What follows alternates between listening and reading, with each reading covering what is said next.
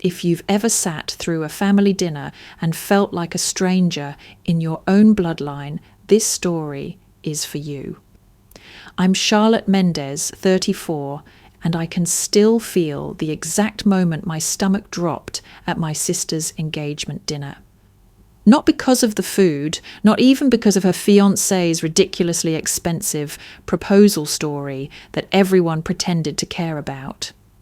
It was because of the moment my own parents laughed, right after my sister mocked me for not having children. The dining room was dressed up like something out of a wedding magazine. Crystal glasses, gold flatware, soft music. All of it staged to celebrate my younger sister, Sabrina, and her new fiancé, a military officer named Marcus. I had arrived early, helped set the table, lit the candles, made polite conversation. I shouldn't have bothered. "Charlotte," Sabrina chirped mid-toast, raising her champagne. "To my big sister, the most accomplished woman I know, no husband, no kids." But, hey, at least you've got opinions. The table howled with laughter, and right there I saw it, my mother trying to cover her mouth, but smiling. My father shaking his head like, "Sabrina, you're terrible," but still grinning. They knew why I didn't have kids. They knew what I'd lost, and they laughed anyway. I didn't even get the chance to defend myself, because that's when he spoke. From the far side of the table, Commander Lin, Marcus's superior, a sharply dressed, broad-shouldered man I'd never met, set down his glass and looked straight at me. "Ma'am, you're Judge Charlotte Menddees, aren't you, from the Foster Reform Committee?" Every head turned. My sister's laughter died instantly. The air changed. My napkin slid off my lap. But I didn't move to pick it up. For once, all those years of being invisible disappeared. Yes, that's me," I said quietly. Commander Lin nodded, impressed. "I read your paper on trauma-affected minors last year. Brilliant work. They don't make many judges like you." Suddenly, the room that had just laughed at my pain went silent. Sabrina looked like she'd swallowed glass. My parents stared at me like they'd just seen a ghost, and I felt something I hadn't felt in years. Not revenge, not yet, but something close. For those of you who love revenge stories rooted in truth, not theatrics, stick around. Because what you're about to hear isn't just about a family dinner gone wrong. It's about what happens when someone who's been used, erased, and cast aside finally chooses to stop apologizing and start speaking. And I hadn't even stood up from my chair yet. People love to say family sticks together. I used to believe that until I realized I wasn't part of the glue. I was just the bandage. Growing up, I was the girl who followed the rules. Straight A's, did the dishes before anyone asked. My parents never worried about me because I never gave them a reason to. My sister Sabrina, she was different, wild, charming, reckless, but somehow they loved her more for it. Every mess she made, they brushed off like lint on a suit jacket. "She's just passionate," Dad would say. "She's finding her way," Mum would whisper, usually after another failed semester or disastrous relationship. And I was their plan B, their backup generator. When Sabrina got pregnant at 25 and tried to hide it, guess who she called the night she went into labour? It wasn't Mum. I showed up to the ER in the middle of the night, paperwork in one hand, Gatorade in the other. She was pale, panicked, barely coherent. I held her hand while she screamed. I cut the cord. I named the baby Lena because Sabrina hadn't even picked one. For the first few weeks, Sabrina tried to play the part. Diapers, late-night feedings, bottles. But it didn't last. She started disappearing at night, then whole weekends, said she needed to clear her head, said I was so good with Lena, maybe I could help out a bit more. I didn't hesitate. Not because I was trying to replace her, because Lena needed stability, someone who stayed. But then I got sick, not the flu, not stress, an infection from an emergency surgery, complications that left me unable to ever have kids. The irony, it happened while I was taking care of Lena full time, so Sabrina could go to rehab and heal. And when Sabrina came back, she didn't ask how I was. She just looked around my apartment and said, "Thanks for holding her. I'll take her back now." Like I'd been babysitting for free for nearly a year. And my parents, they said nothing. Actually worse, they said, "She's the mother, Charlotte. You can't stand in her way forever." I never asked for credit. I never wanted a spotlight. But that night, I realized something gut-wrenching. Even if you bleed for some people, they'll still ask you why the carpet's stained. You ever had that moment where you looked at your family and thought, "You don't see me at all, do you?" If that hits you, I'm listening. After Sabrina took Lena back, something inside me just shut off. I didn't fight. I didn't scream. I didn't beg.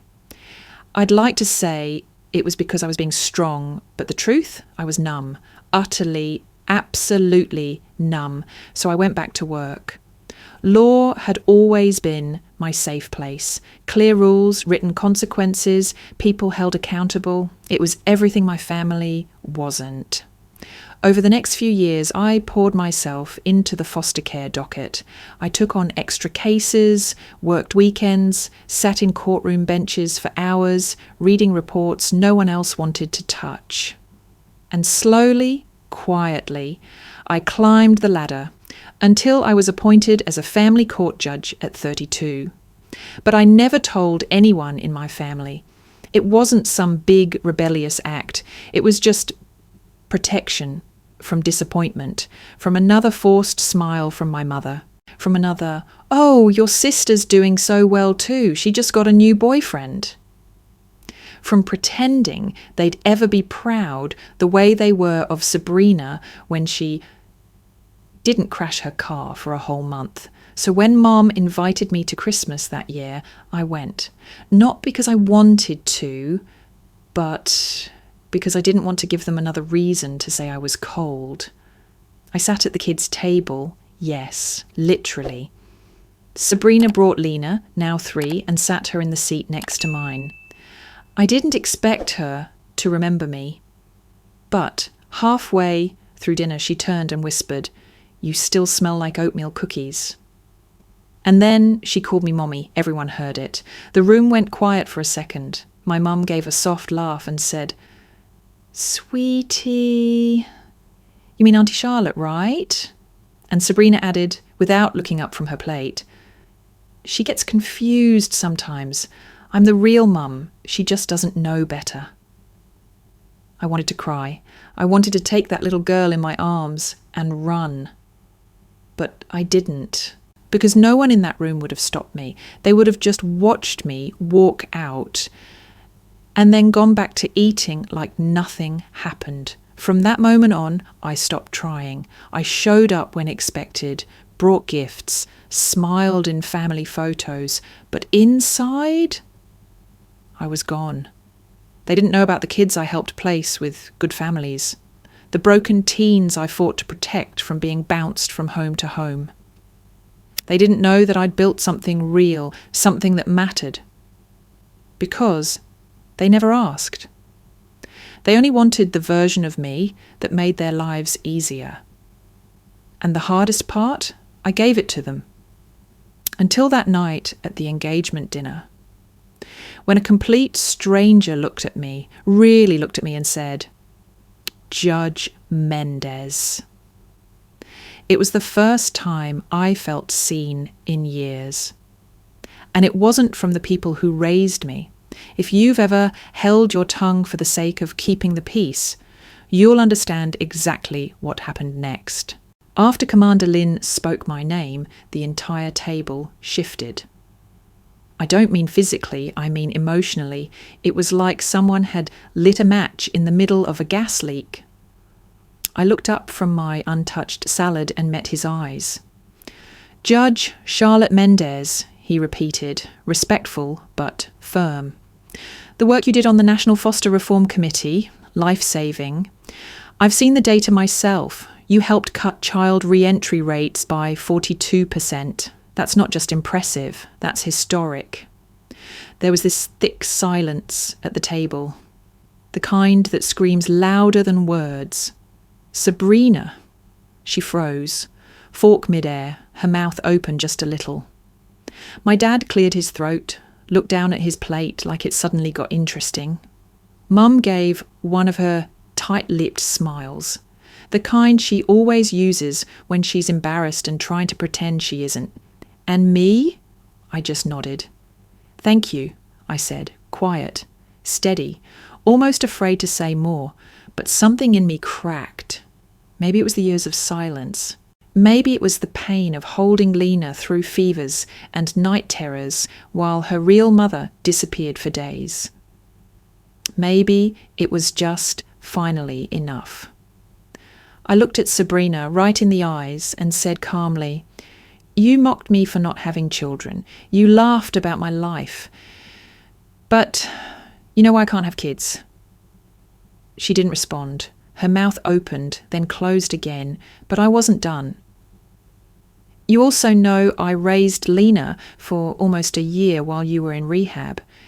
You know the infection I got while nursing her full time took away my ability to ever become a mum."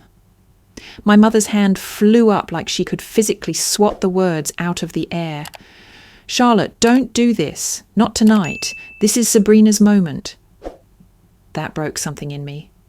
I turned to Commander Lin and said, "Sir, did you know I was never invited to Lena's 4th birthday? My own parents said it would confuse the child. Like I was a stranger, like I hadn't held her when she couldn't sleep." He frowned. Not in pity, just in disbelief. "Honestly," he said, "that's heartbreaking." And then he looked at Sabrina. "So this is the sister you mocked in front of me earlier. You didn't mention she was the judge behind the Lena Menddees intervention I studied last quarter." Sabrina's fiancé turned to her, confused. "Wait, Lena Menddees, your daughter, that case?" My sister's face drained of colour, and just like that, the truth was out. The years of silence, the erased sacrifices, the painful dignity I carried like a burden were finally visible, but not to the people who were supposed to love me, to a stranger. And in that moment, I realised something chilling. Sometimes it takes a stranger to see your worth, because the people closest to you spent so long pretending you had none. After that dinner, I didn't sleep for 2 days. The flash of Lena's face when she called me Mommy. The way my mother chuckled like it was some mistake. The way my sister smirked like she'd won something. And worst of all, the silence. Not a single call, not a text, nothing from my parents, as if I had embarrassed them by telling the truth. But a week later, I got a letter, not from them, from Child Protective Services. Turns out, Commander Lin had flagged something after our dinner. Quietly. Privately. He didn't say a word to me that night, but the next day he filed a report. Not about me, about Sabrina. He'd overheard her ranting in the hallway later, complaining that the stupid kid kept getting in the way of her engagement planning, that she should have given her up fully when she had the chance, that Charlotte was always better at pretending to love her anyway. The agency called me as a potential guardian. They'd reopened Lena's custody file. And because of the records already on file from her early months with me, my name was still there. I didn't even breathe when they asked if I'd be willing to accept temporary placement. I just said, "When can I come get her?" I showed up at Sabrina's place on a rainy Thursday. She opened the door in silk pyjamas, hair curled, drink in hand. "You've got to be kidding," she said, arms crossed. But the caseworker beside me wasn't kidding. He handed her the paperwork. He didn't raise his voice, didn't argue. He just said, "You've been given 2 notices. This is the final one. Please hand over the child." Sabrina didn't cry. She didn't scream. She just stared at me with hollow eyes and muttered, "They always pick you." I didn't respond. Not because I didn't have anything to say, but because Lena ran into my arms before I could. She hugged me so tight I felt my ribs shift. "You smell like cookies again," she whispered, and just like that, every ache in me softened. Every hollow space filled, every wound from my parents, my sister, even my own body, sealed for a second. The court hearing came 2 weeks later. My parents didn't show. Sabrina did, but without a lawyer. She didn't contest. Maybe she couldn't. Maybe she didn't care. Maybe she just knew she'd already lost. The judge signed the order, permanent guardianship. I walked out of that courtroom with Lena holding my hand and a folder in my purse with my name beside hers as legal mother. That night, after I tucked her in, she looked up and said, "You won't give me back, right?" I froze, swallowed, kissed her forehead. Never, not again. And when I closed her bedroom door, I finally cried, not out of sadness, but out of quiet, long overdue relief. Because the girl they said didn't belong in the family now had a family of her own. And maybe, just maybe, that was enough. The funny thing about being abandoned is you don't even realize how much it's shaped you until you finally stop begging for love. After the court ruling, I didn't tell anyone in my family. No announcement, no family group chat, no holiday card update. I didn't need their approval anymore. The first week living with Lena again felt like some kind of dream. Not perfect, but peaceful. She left drawings for me on my pillow. I made her blueberry pancakes every Sunday, the way I used to. And slowly she stopped asking, "When do I have to go back?" One evening, as we folded laundry, she asked, "Can I call you Mom again, or do I have to wait?" That's when I realised she'd been holding back, just like me. Both of us had learned to tread carefully around people who were supposed to love us unconditionally, but didn't. "You never have to wait," I told her. "You've always been mine." She smiled, grabbed a pair of socks, and skipped away. Months later, Sabrina sent a text. Short, no punctuation. "Hope she's okay. Tell her hi." I didn't respond because love isn't a switch you flip on when it's convenient. And forgiveness isn't an invitation to re-enter someone's life. As for my parents, I saw them once at the grocery store. My dad made eye contact. My mum looked away. We passed like strangers in a frozen aisle. And weirdly, I was okay with that, because here's what I learned. Family isn't who shares your blood. It's who shows up, who listens when no one else does, who stays when things get quiet and hard and ugly. And Lena, she stayed, even after everything, even after being passed back and forth like some inconvenient memory. She chose me, just like I chose her. Sometimes at night, after she's fallen asleep, I sit on the couch with a glass of tea and look around the apartment. It's quiet, soft, warm. I remember the girl I used to be, chasing approval, saying yes to things that hurt me, mistaking silence for peace. And I grieve for her, but I also thank her. Because without her, I wouldn't have become this version of me. To anyone out there who's ever been the forgotten one, the easy child, the backup plan, I want you to hear this loud and clear. You are not invisible. You are not replaceable. and you don't owe your pain to anyone who caused it. If this story felt a little too close to home,